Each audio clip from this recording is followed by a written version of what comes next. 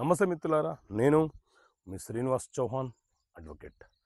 మిత్రులారా, కౌలుదారుడి యొక్క గడువు ముగిసిన తర్వాత కౌలుదారుడు మనకు భూమి అప్పగించకపోతే ఎంత కాలంలోపు మనము అతని మీద కేసు ఫైల్ చేసి భూమిని తిరిగి మనం స్వాధీనం చేసుకోవచ్చు?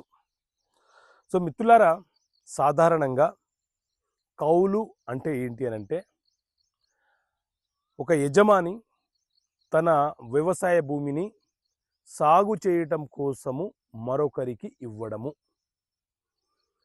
ఇక్కడ భూమి బదలాయించబడుతుంది కానీ హక్కులు బదలాయించబడవు. మనం ఎవరికైతే కౌలుకిస్తున్నామో ఆ వ్యక్తి ప్రతి 6 నెలలకో లేకపోతే ప్రతి ఏడాదికో కొంత సొమ్ముని, మనము అగ్రిమెంట్ చేసుకున్నటువంటి కొంత సొమ్ముని మనకు చెల్లిస్తాడు. అయితే కౌలుదారుడు కొన్ని సంవత్సరాలుగా కౌలు చేసుకుంటున్నాడు. మనం రాసుకున్నటువంటి కౌలు ఒప్పంద పత్రం ఏదైతే ఉందో ఆ కాలం ముగిసిపోయింది.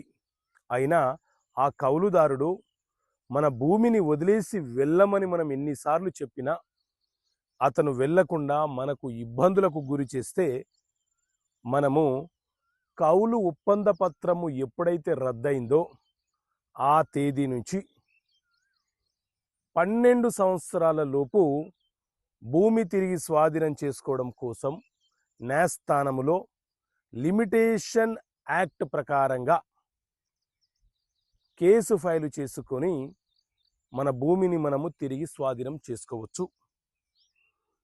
సో కౌలు ఒప్పంద రద్దు పత్రము ముగిసిన తేదీ నుంచి 12 సంవత్సరాలు క్యాలిక్యులేషన్ చేసుకొని సూటు వేసుకునే వెసులుబాటు భూమి యొక్క యజమానికి ఉంటుంది.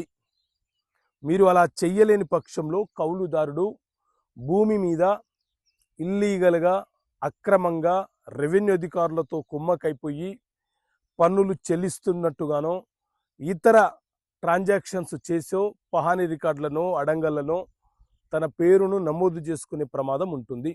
కాబట్టి కౌలుదారులతో ఒప్పందం ఎంతవరకు ఉంటుంది, అది రద్దయిందా లేదా, దానిని కన్సిడర్ చేసుకొని మీరు తిరిగి భూమిని స్వాధీనం చేసుకోండి. ఓకే మిత్రులారా, థ్యాంక్ యూ. జై హింద్.